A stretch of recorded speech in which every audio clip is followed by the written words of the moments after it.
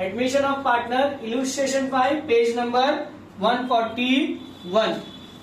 ये सम के अंदर एडजस्टमेंट नंबर 2 में आपको न्यू प्रॉफिट शेयरिंग रेशियो दिया हुआ है। जब भी सम के अंदर स्पेसिफिकली तीनों पार्टनर के न्यू प्रॉफिट शेयरिंग रेशियो दिया होगा, तब गुडविल की एंट्री जो है वो सेक्रीफाइस रेशियो में आएगी। गुडविल की एंट्री किस में आएगी? सेक्रीफाइस रेशियो में। उसके लिए हमको ये सेक्रीफाइस रेशियो कैलकुलेट करना है। हमको ऑलरेडी एडजस्टमेंट नंबर 2 में तीनों पार्टनर के नए रेशियो दिए हुए। How you will calculate sacrifice ratio? Goodwill distributed sacrifice ratio. What is the formula? Old ratio minus new ratio.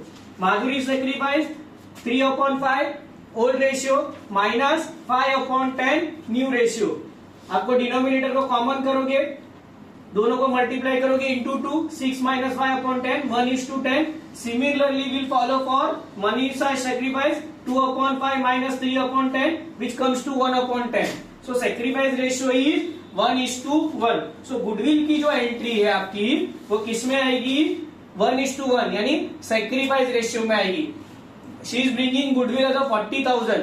So cash to goodwill 40,000। अब जो सेकेंड एंट्री है आपकी goodwill to old partners capital, उसमें आप old ratio न use करते हुए sacrifice ratio use करेंगे।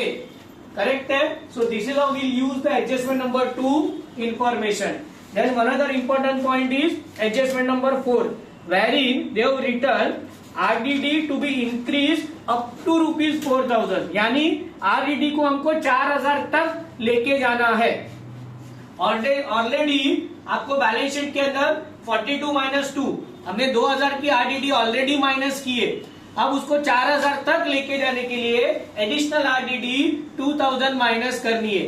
+4 नहीं करना है। यहाँ पे हमको RDD टोटल 4,000 चाहिए। 2,000 ऑलरेडी किया है, 2,000 अभी हम एडजस्टमेंट में करेंगे। और second effect revaluation debit side.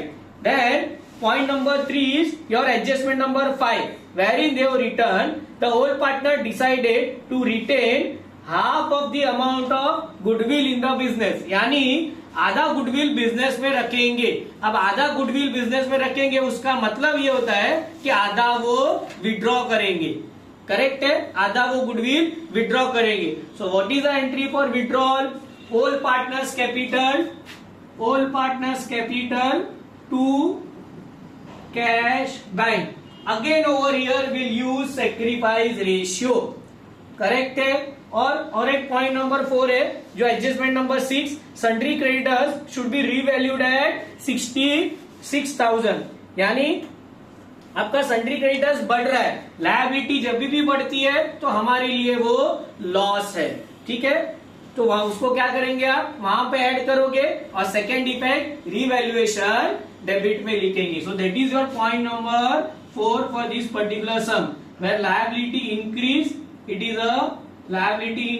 Is a loss.